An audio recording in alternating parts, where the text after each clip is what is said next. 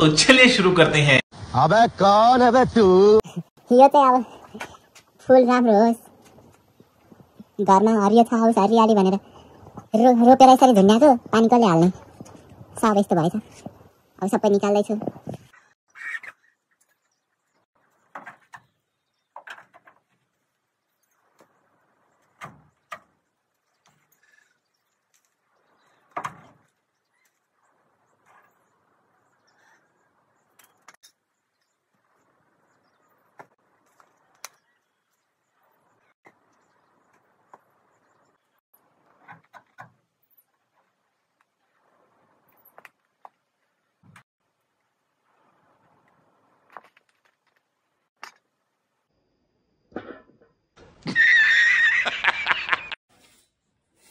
हाम्रो यता चाहिँ एकजना कामदारलाई ध्वासो झार्नु लागिरहेछ।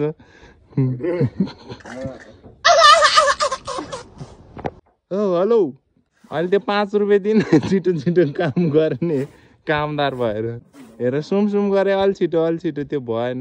साउ अगाडि बस्दा त कामदार काम गरे यस्तो छ, साउ नहुनु भने के गर्ने दैव। चक्कुले झार्छ ध्वासो,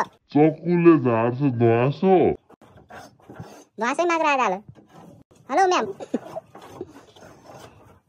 अल्छीको नि सीमा हुन्छ नि, त्यो एउटा खरेटोले त झार्नु नि, चक्कुले पुछि हिँडेछ मान्छे।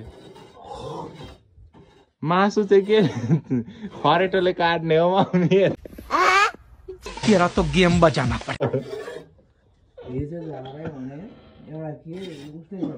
त्यहाँको त झार छैन नि मैले।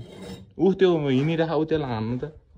यहाँ माथि त्यो गङ्ग्रो हिँडिरह।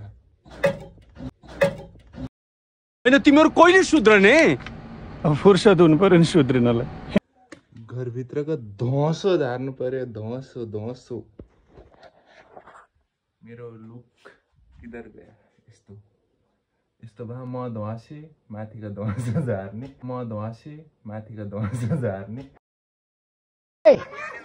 ओए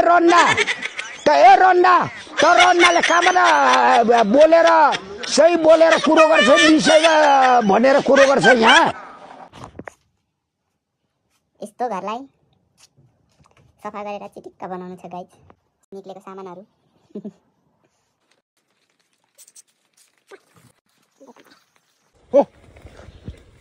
अम्बा टिप्नु थाले त साले हर्दै तपाईँ छ।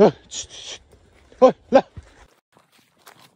भनेको चाहिँ मान्ने गरौँ है, नत्र फेरि आर्जु र देवाल जस्तो कुट्टै भेट्ला। शाबाश बेटा, बहुत बढ़िया मुन्ना। हेरौँ त भनेको। ल यहाँ हेरौँ त, यस्तो मजाले पाकेको छ, मजाले पहेँलो भएर। मिठो रहेछ। भनिन्छ नि साथीहरू, भाग्यमा हुनेले मात्रै पाउँछ भनेर।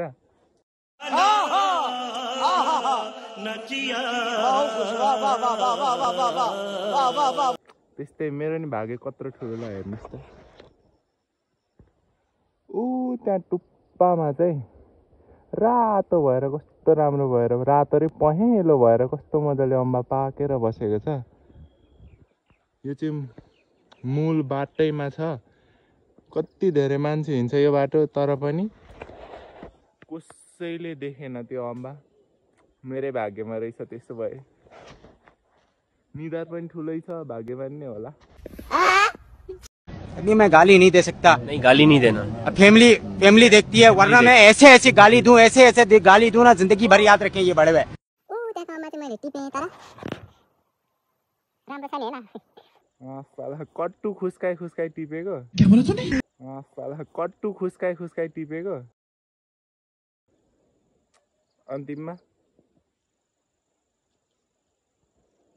के छ साथीहरू, एउटा टिप्न जाँदा 4वटा टिपेर आएँ। नेतै हो क्या म पनि? क्या बोला तूने?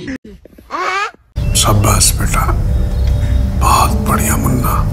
हाम्रो घर बाख्रा चराउनु चाहिँ म यहाँ आइपुगेँ। यो चाहिँ हाम्रो गोठ।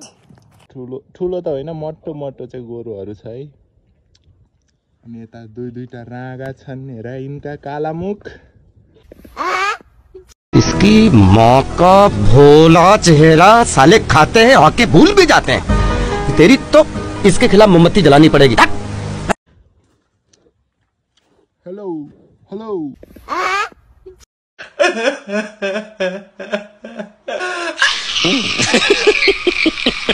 दसैँमा काटेर खाने राँगा चाहिँ यही हो बिचरा है यता राँगा देखाउन थाले बाख्राले घाँस सबै खायो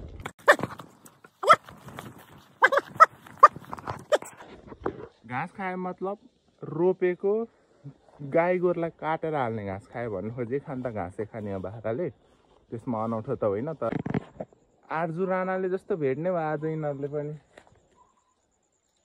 यत्रो गाला फुल्याएर दसैँमा यत्रो गाला फुल्याएर दसैँमा बस्छ योहरू पनि आज चोर्नु मात्रै हिँड्छ मेन कुरो त झन्डै बिर्सेको वेट आइया बा सबैजनाले ध्यान दिएर हेर्नु होला हाम्रो चाहिँ तीनटा रुद्राक्षको रुख छ अनि तीनटा रुद्राक्ष चाहिँ यसपालि टन्नै फलेको रहेछ अनि यो टिप्ने के भन्छ अरे यो टिप्ने प्रोसेस पनि खासै थाहा छैन हामीलाई यो कुन दाना कति मुखे के भनेर काँचैमा पनि छुट्याउनु हुँदो रहेछ मान्छेहरूले हामीलाई चाहिँ यो खासै केही पनि थाहा छैन कसैलाई थाहा छ कोही किन्नुहुन्छ यो के गरी गर्नुपर्छ किनबेच यो टिप्ने कसरी के कसैलाई थाहा छ भने मलाई मेसेज गर्नु होला मैले खोज्नु चाहिँ खोजेको युट्युबतिर सबैतिर च्याट जिपिटीतिर सोधेको त्यहाँनिर धेरै कुरा पाएँ तर त्यो अब नगरेसम्म खासै थाहा नहुने रहेछ घामको लाइट उल्टो पऱ्यो मेरो मुख कस्तो आयो कुन्दाको मेरो मुख चोर चोर चोर चोर चोर चोर चोर चोर चोर चोर